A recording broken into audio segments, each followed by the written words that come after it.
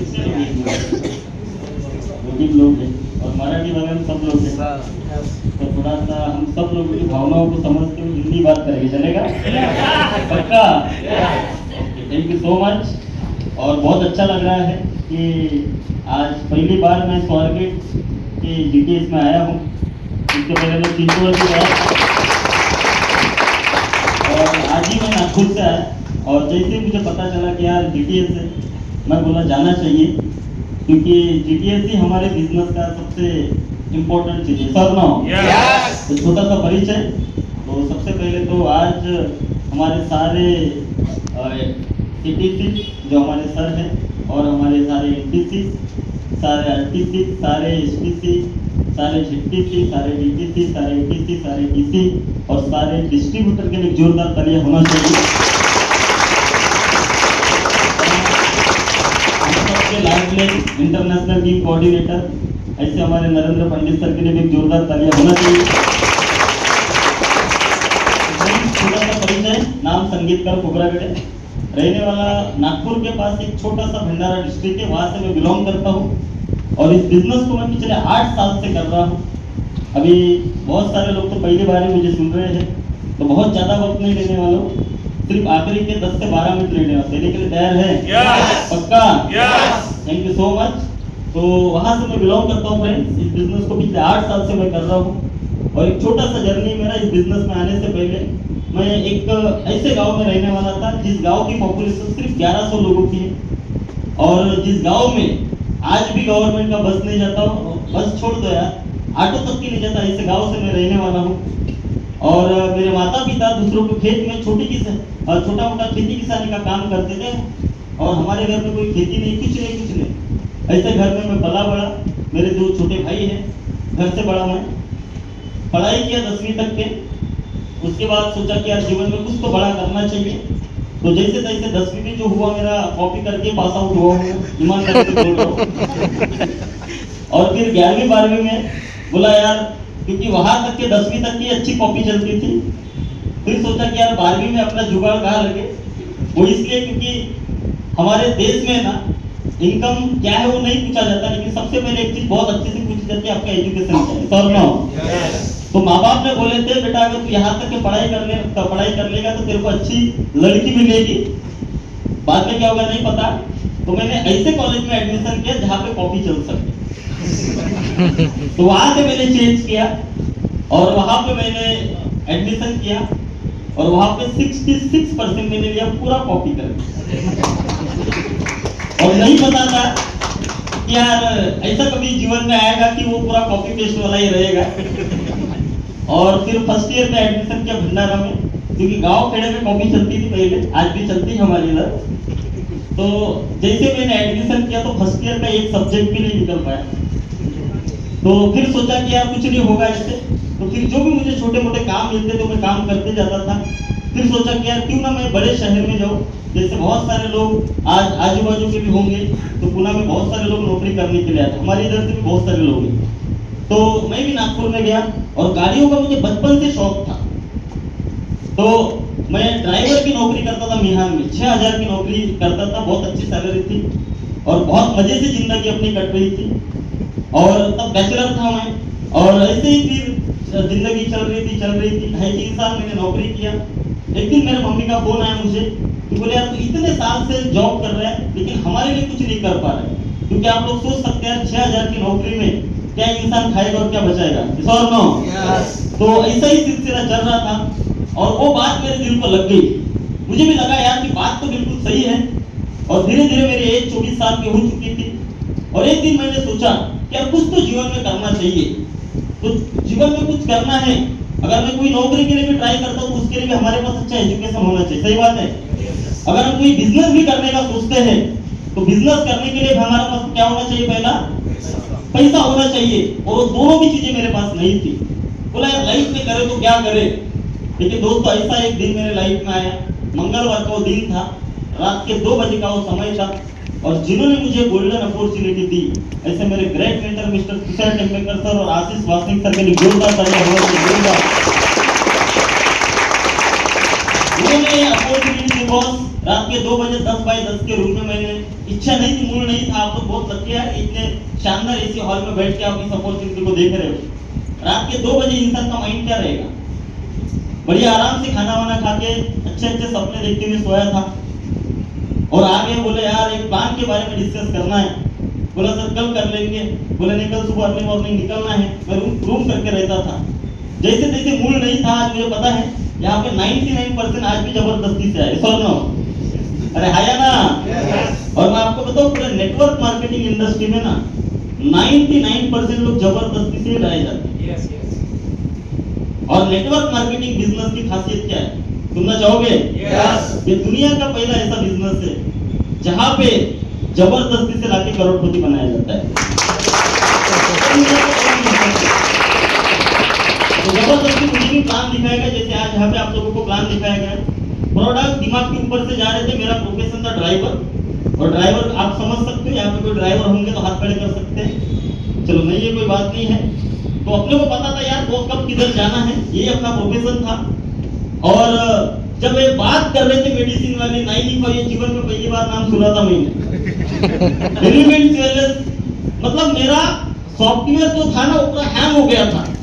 कुछ चीजें समझ में आई थी, जैसे बेल हार्ट का नाम बताया, बोला दिल अपने को भी, तो ये समझ में आया। लीवर बता अपने को भी है, तो ये कुछ चीजें मुझे समझ में। बाकी बात है इनकम की, तो जब रिटेल प्रॉफिट बताया गया, बोला ठीक है यार तो जम जाएगा। और जब बोले कंपनी आपको अलग से पैसा देता है, तो फिर मैं थोड़ा सा मेरी आगे नींद जो थी ना वो खुल गई, क्योंकि हम इंडिया के रहने वाले, कहाँ के हैं, कोई फॉरेन से तो नहीं है ना यहाँ पे।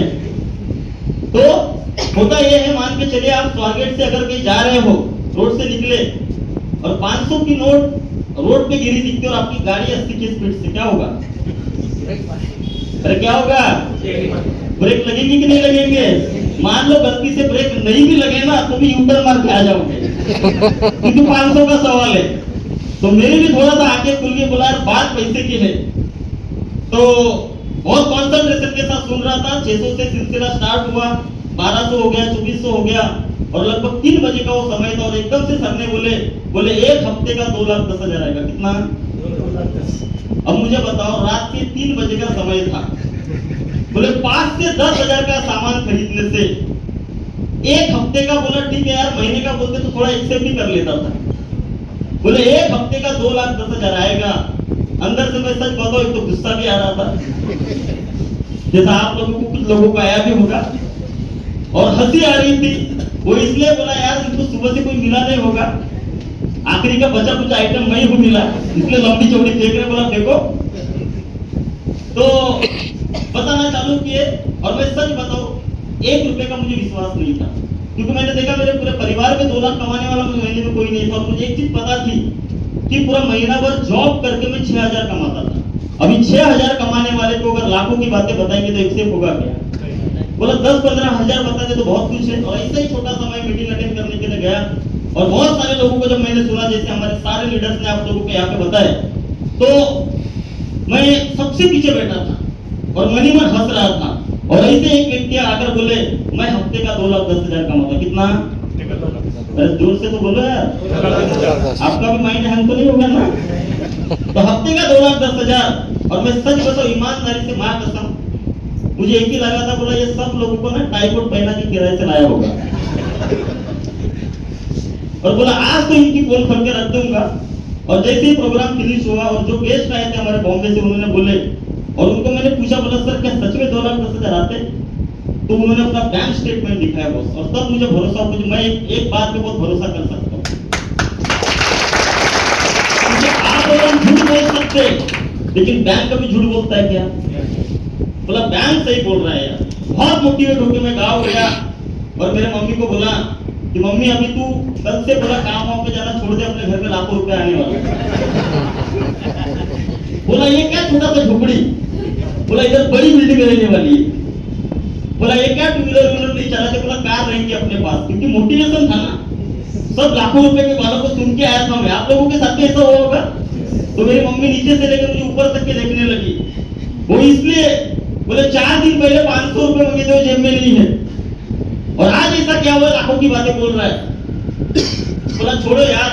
और मुझे एक चीज बहुत अच्छे से पता है, अपने घर वाले ना अपने को छोड़ के पूरी दुनिया के ऊपर भरोसा करते हैं। सही बात है कि नहीं है?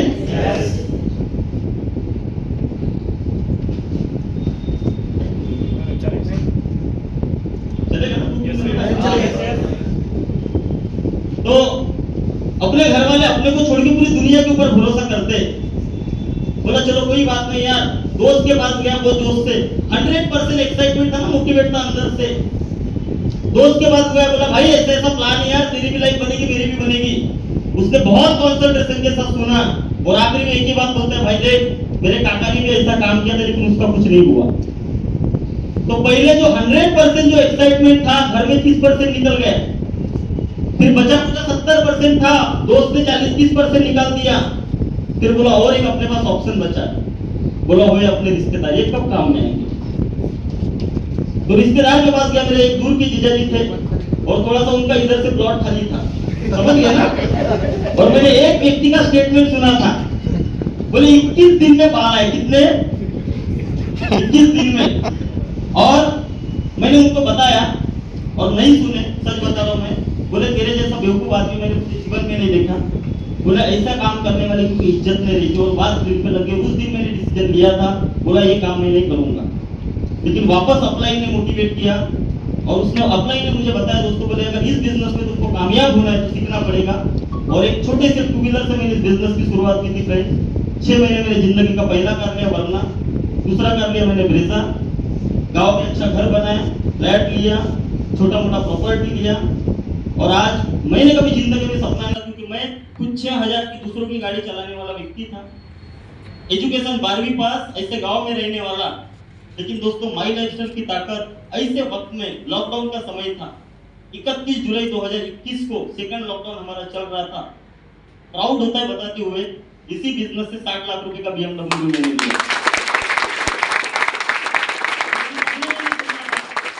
आज नहीं सोचा था यार कि लाखों रुपए कभी महीने का आवे। आज हर महीना ये बिजनेस मुझे 5 से 6 लाख रुपए हर महीना दे रहा है। और आज ये सब जो हुआ, ये मेरी ताकत नहीं है फ्रेंड, एक माई लाइफस्टाइल की ताकत है। आज हो सकता है यार आप लोग क्या सोच के आए, इस हॉल से क्या सोच के जाने वाले नहीं पता मुझे, लेकिन एक बात जरूर सोच के जाना, और घर जाने के बाद ये बिजनेस क्यों करना है, आप इस बात को गौर से मेरी समझ लीजिए। आखिर के 30 second, are you ready? Yes.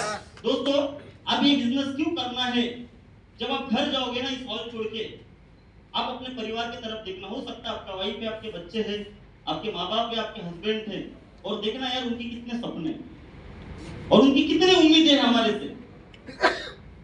और आप अपने आप से एक सवाल करना, आज जो मैं काम कर रहा, हो सकता है जॉब कर रहे, खेती कर रहे, एजुकेशन कर रहे, जो भी कुछ कर रहे इतने साल से, क्या उस काम से मेरे परिवार के सपने पूरे हो सकते? अगर आपका आंसर मिलता है नहीं, तो दोस्तों जिसके भी साथ आप आए हैं, आज उस व्यक्ति का हाथ पकड़ना और इस बिजनेस को साइन अप करना। दोस्तों हम गारंटी देते हैं, सारे लीडर्स आप लोगों को गारंटी देते हैं कि जैसे हमारे जिंदगी के सपने पूरे हुए, वैसे आपके जिंदगी के सपने हम लोग पूरे करेंगे। Wish you all the best, thank you.